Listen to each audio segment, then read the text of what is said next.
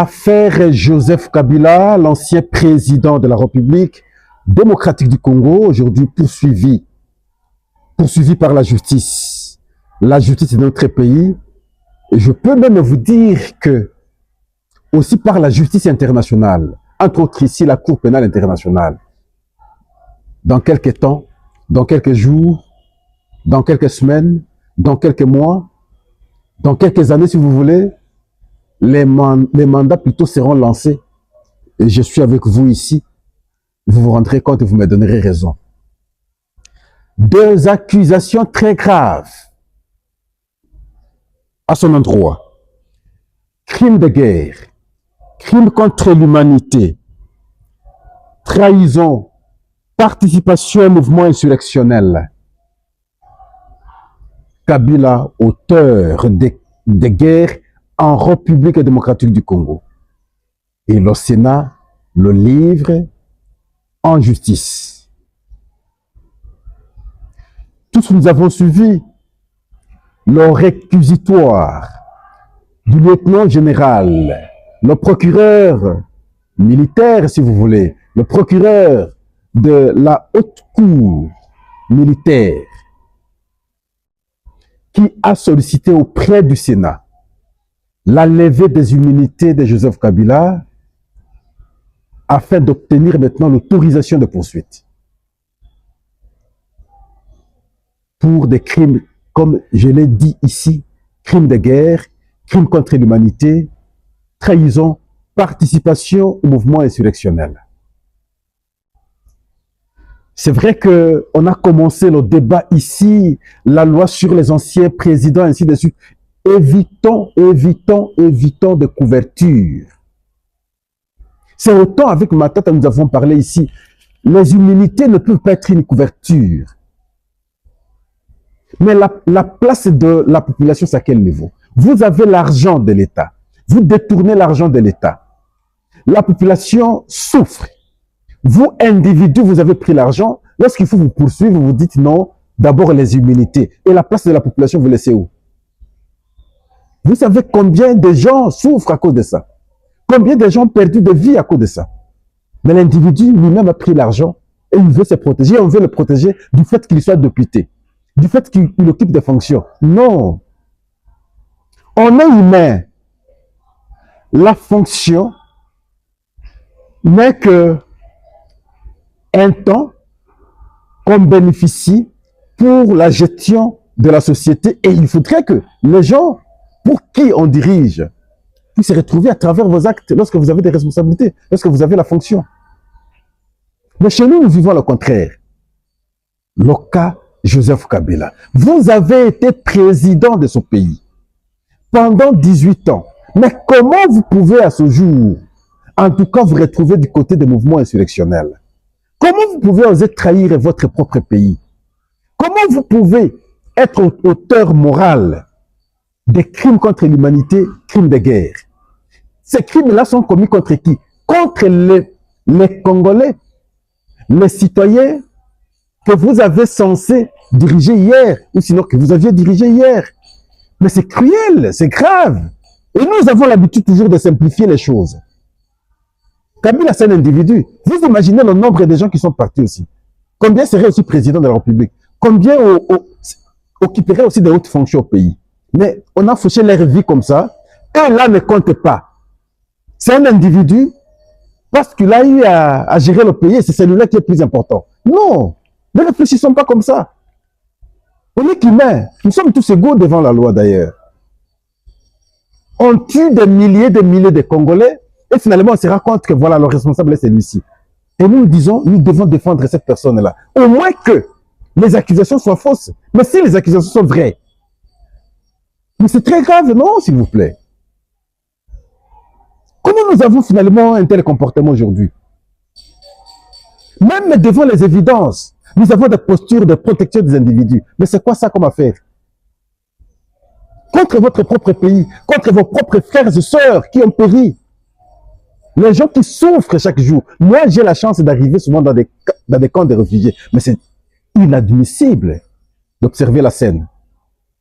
Simplement parce qu'il y a des gens qui ont pensé que Le pouvoir, c'est pour eux. Ils ne peuvent pas quitter le pouvoir. Ils ne peuvent pas vivre sans le pouvoir. Non.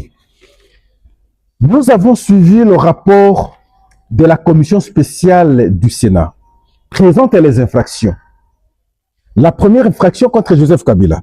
Participation à un mouvement insurrectionnel par ses liens présumés avec le M23 et l'AFC et des conseils fournis à ses dirigeants.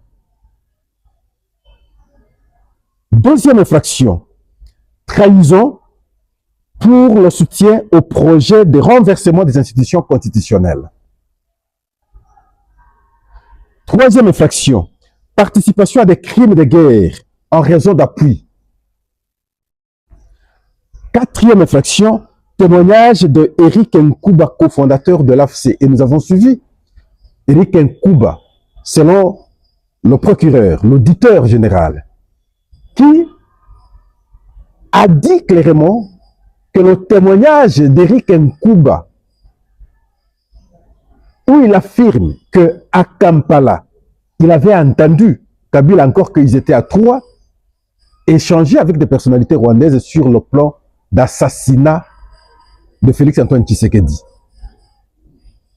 Et Joseph Kabila leur avait proposé plutôt de les chasser par les armes. Et nous avons finalement la guerre. Et le rapport du Sénat dit, il faudrait que les gens comprennent normalement, son témoignage a été jugé crédible et constant. Pourquoi? Parce que même devant les émissaires de la Cour pénale internationale, Eric Nkouba est resté constant. Il n'a pas changé sa position. C'est comme ça que je vous ai dit, bientôt vous aurez même des mandats de la Cour pénale internationale. Parce que la Cour fait déjà son travail, en train de recueillir les éléments. C'est les accusations, c'est les infractions trouvées chez Joseph Kabila.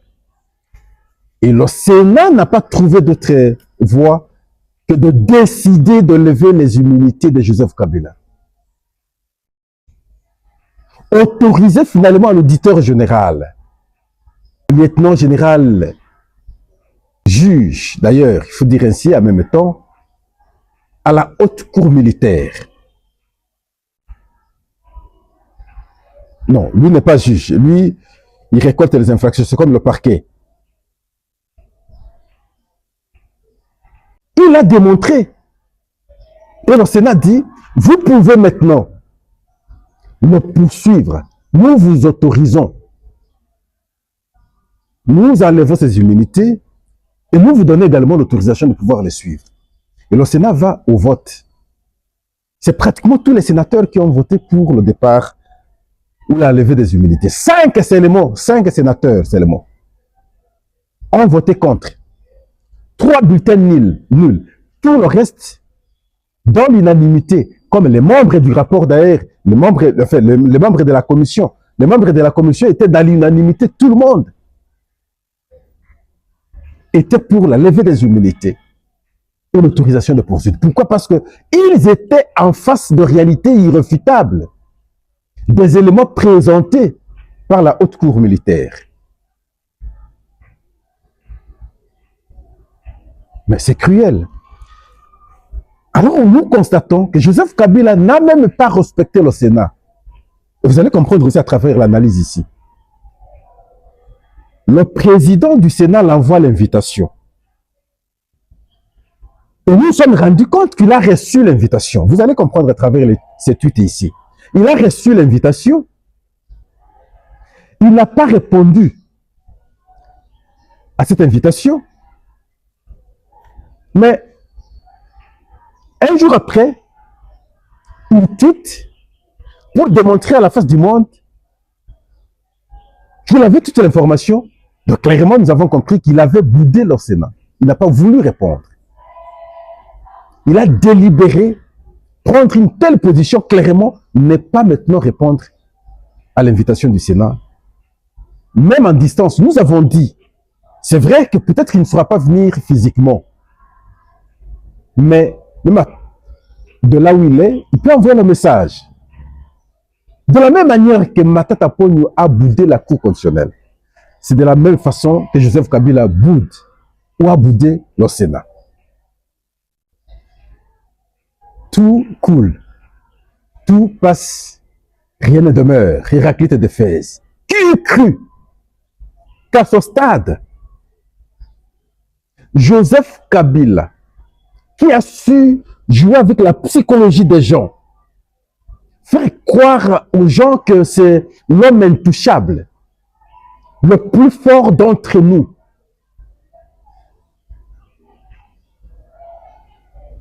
Mais aujourd'hui, est-il réellement l'homme intouchable, l'homme le plus fort d'entre nous?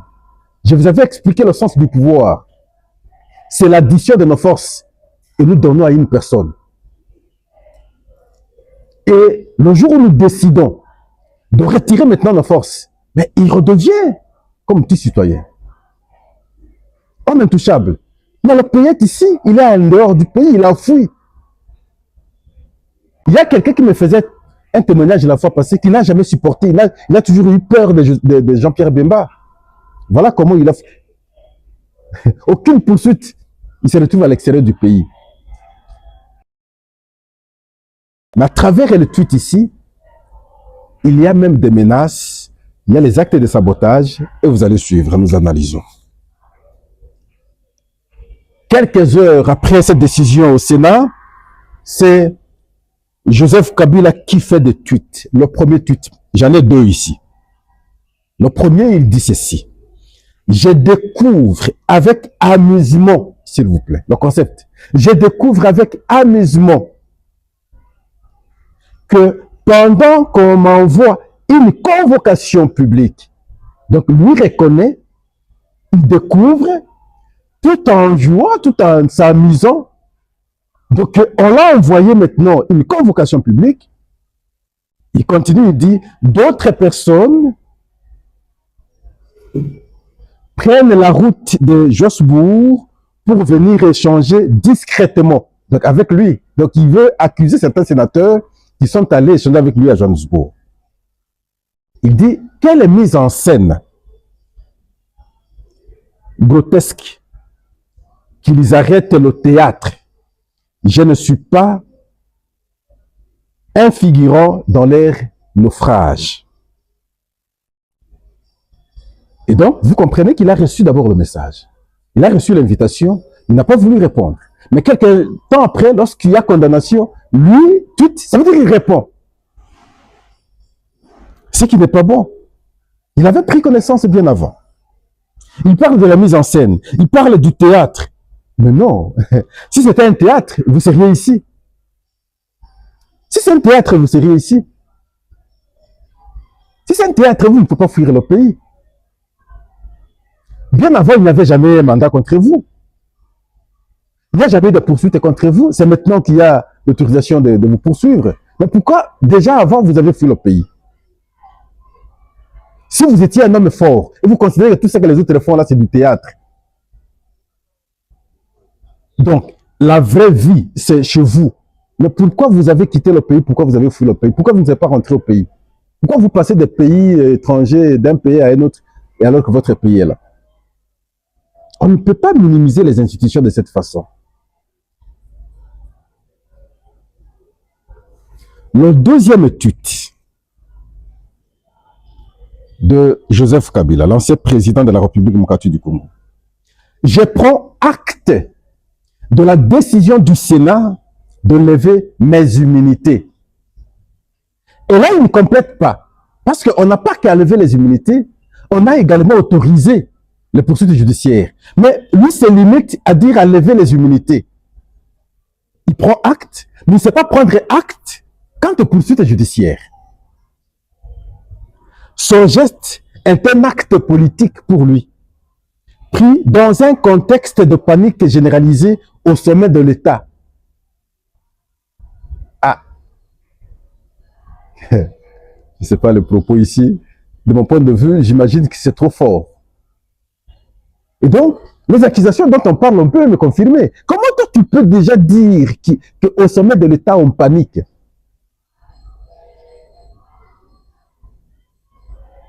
Et vous savez, vous avez géré le pays, vous savez que les services existent. Pour faire un geste que vous faites là, les services se sont informés.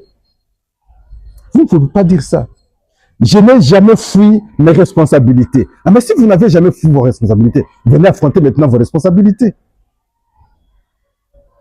Venez affronter la justice, affronter vos responsabilités. Vous avez boudé le Sénat depuis qu'on vous a donné ce titre honorifique, sénateur à vie. Vous êtes présenté seulement une fois au Sénat. Une fois seulement. Non, vous êtes un homme comme les autres, papa. Ne vous faites pas Dieu. Ce n'est pas parce que les gens vous vénèrent. Non. Vous n'êtes qu'un homme comme les autres. Une seule fois que vous êtes présenté au Sénat, depuis lors, le Sénat, ce n'est pas votre priorité. C'est comme ça que vous dites, peu importe même si vous levez les humilités, mais complétez que vous avez pris également acte de l'autorisation de poursuite contre moi. Je n'ai pas besoin des humilités pour faire face. Lui n'a pas besoin des humilités pour faire face. Mais Matata Ponyo avait besoin des humilités pour faire face. Ceux qui me désignent aujourd'hui comme cible devraient déjà réfléchir à ce qui lui répondront demain. Quelle menace! Quelle menace! L'ancien président sénégalais, Macky Sall, aujourd'hui il est poursuivi. Nous vous avons parlé d'un président à la Mauritanie, non, pas Mauritanie, quelque part là, où il a été condamné à 15 ans. Au premier degré, il était condamné à 5 ans. Au deuxième degré, lorsqu'il est allé en appel, il a été condamné à 15 ans. Le Congo ne fait pas l'exception. Devant des cas tangibles, des cas graves, et vous menacez les gens, vous dites, ceux qui me désignent aujourd'hui comme cible devraient déjà réfléchir à ce qu'ils y répondront demain. Donc c'est vous qui devez maintenant menacer les institutions. Donc demain, vous rassurez les gens que vous aurez le pouvoir et ceux-là vont répondre devant toi. Et vous aurez ce pouvoir par quelle voie? Donc, on comprend finalement que la voie des armes que vous pensez avoir le pouvoir pour que ceux qui ont pris de telles décisions au Sénat contre vous vont répondre de leurs actes. Ce n'est pas possible. Car ce pays n'est pas amnésique. Il sait qui a construit et il sait qui détruit. Waouh! J'ai toujours défié les gens, moi, Pascal Owondji. Si on a construit ce pays, le cas, par exemple, de la ville de Kinshasa, j'ai défié les gens aujourd'hui plus de 4, plus de 5 ans.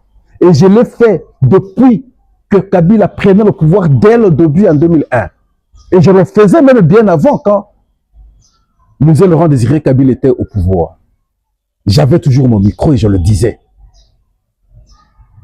Quelles sont ces œuvres dans la ville de Kinshasa, par exemple, pour parler de la construction de ce pays? Quoi, en réalité? Vous n'allez pas me citer 4 ou même 5. Moi, je me limite souvent au boulevard du 30 juin. Et on parle de l'immeuble intelligent. Voilà l'œuvre. Quoi encore? Quoi encore? Et vous avez construit quoi ici? Même à l'intérieur.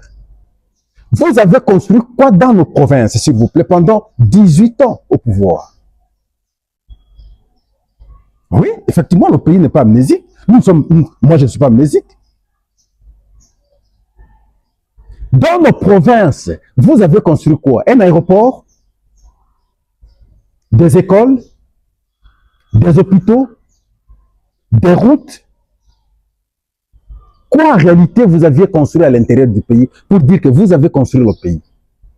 À Kinshasa, ici, personne ne peut, je défie tout le monde, personne ne peut me présenter 4 ou 5 œuvres d'intérêt public construites pendant le régime de Kabila, ici à Kinshasa. Ça n'existait pas. Mais avec les gens que lui estime qu'ils ont détruit le pays, à Kinshasa, je peux vous citer plus de 10 œuvres ou 10 ouvrages, si vous voulez. Regardez seulement l'aéroport d'Ndjili, comment il est en train d'être modernisé aujourd'hui. Mais vous avez eu 18 ans. Regardez la route rocade qui va relier l'aéroport jusqu'à Mboudi, ainsi de suite. Regardez le port à l'eau profonde que vous avez peiné depuis tout ce temps. Les travaux sont en finissage. À Banana. Regardez les aéroports modernes à Kisangani, à Kolwezi. Regardez dans les différents territoires du Grand Katanga, Puerto, Kambove, Kasenga ou ailleurs. Regardez les bâtiments administratifs. Ils n'ont jamais eu. Les écoles et les centres de santé, pratiquement dans tous les territoires. Dans la ville de Kinshasa, oui, les infrastructures routières font défaut. Et j'encourage, je veux que les travaux se fassent. Mais regardez ce qui a été déjà fait. Les centres financiers, les centres culturels, les travaux d'arène, même si c'est arrêté. Regardez l'hôpital général qu'on avait chanté ici. Regardez au camp Kokolo, le ministère de la Défense. Regardez au camp Tchachi, ce qui a déjà été fait. Et là, nous insistons, les collaborateurs du chef de l'État, aidez le chef de l'État. Un conseiller n'est pas celui qui doit tout approuver ce que le chef dit. Non. Un conseiller, c'est celui qui sait apporter des antithèses sur les thèses du chef. À un moment, le chef peut ne pas vous accepter, peut ne pas comprendre, peut ne pas être d'accord avec toi ou avec vous. Mais à un moment, il vous donnera raison lorsqu'il se rendra compte qu'effectivement, vos points de vue étaient droits. Mais vous êtes des conseillers qui ont peur de leur chef. Un conseiller ne peut pas avoir peur de son chef. Un conseiller, c'est un collaborateur, c'est lui qui apporte ce que le chef doit dire, ce que le chef doit faire. Vous ne l'aidez pas. Les collaborateurs ne se limitent pas seulement dans son cabinet, également dans les ministères des gens. Mais qu'est-ce que vous apportez comme plus-value? Et donc, Joseph Kabila ne devrait pas dire ça. Il ne devrait pas dire ça. Le pays a été trop détruit pendant 18 ans. Lorsque vous étiez là, vous ne pouvez pas aujourd'hui vous transformer en faiseur de prêcheur, en donneur de leçons. Non. Non. Vous ne pouvez pas prétendre construire le pays. Vous l'avez détruit très sérieusement. Très sérieusement. Et nous, là, moi, Pascal, j'ai su le dire. J'ai su le dire pendant tout le temps que vous étiez au pouvoir. Je ne savais que démontrer les limites et les raisons de la destruction du pays. Les gens disent souvent, attention, le pouvoir. Mais vous ne savez pas ce que Kabila a fait contre les autres. Vous ignorez tout. Kabila a fait fuir Jean-Pierre Bemba de ce pays. Par les armes, en ville. Jean-Pierre Bemba va fuir, se cacher à l'ambassade de l'Afrique du Sud. Et jusqu'à quitter le pays. Vous oubliez ça? Vous oubliez que Étienne Tshisekedi a été séquestré ici en 2011, 2012, et d'ailleurs, parce que c'était après les élections. Personne ne peut arriver chez lui. Et lui ne peut sortir de chez lui. Vous avez tout oublié ici.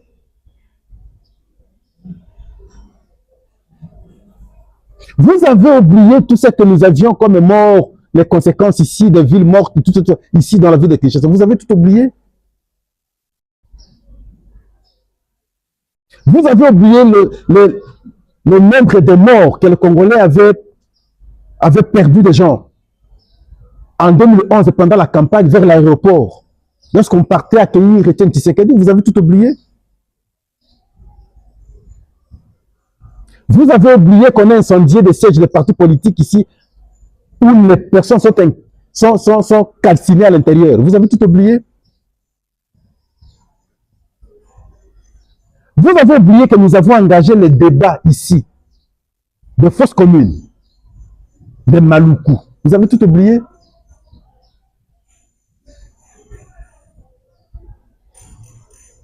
Mais c'est déplorable. Vous avez oublié que nous avons parlé de massacre de Bouloudia Congo ici.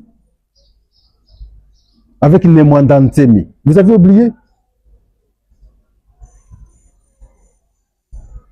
Vous avez oublié qu'on a eu Kamana Nsapou pas longtemps ici. Vous avez tout oublié ça? Beaucoup de faits que je peux rappeler. En son temps, c'était bien. En son temps, lui ne pouvait pas réfléchir à la fin du pouvoir. D'autres vont plus loin pour dire on règle des comptes. Ah oui, mais on règle des comptes comment? C'est lorsque vous avez ouvert un compte. Vous avez ouvert un compte. Quand vous ouvrez un compte, vous gagnez l'argent, vous gagnez tout ça, vous trouvez normal. Lorsqu'on vient régler ce compte-là, vous dites non, mais pourquoi on règle le compte? Mais quand vous l'avez ouvert, il était bon. Au contraire, le bon conseil consisterait à dire n'ouvrez pas les comptes. Parce que quand vous ouvrez les comptes, on va vous les régler. C'est ça la vie des hommes. Tout coule, tout passe, rien ne demeure. Je suis heureux, moi, Pascal, je vis ce que je pensais à son temps. En évoquant la pensée d'Héraclite d'Éphèse, je suis en train de vivre ce que j'alertais à son temps. C'est ici qu'il passe avec des cortèges, les inamovibles. C'est ici, les intouchables.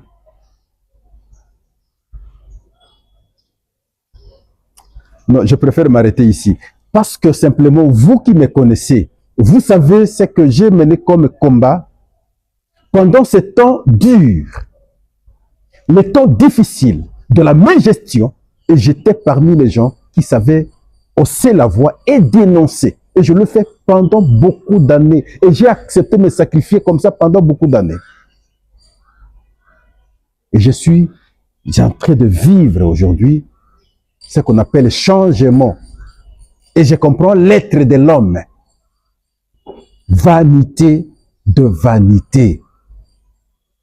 Mais tout ce qu'on ne peut pas accepter, c'est prendre les armes contre le pays. Prendre les armes pour tuer ses propres frères. Et de me prétendre les défendre.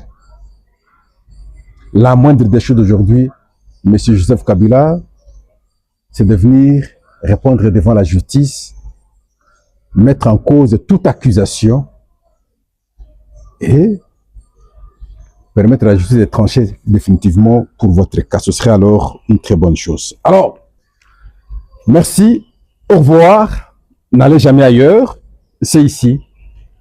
Nous vous aimons beaucoup. Multiplions-nous, partageons l'émission, qu'on soit très nombreux. Merci.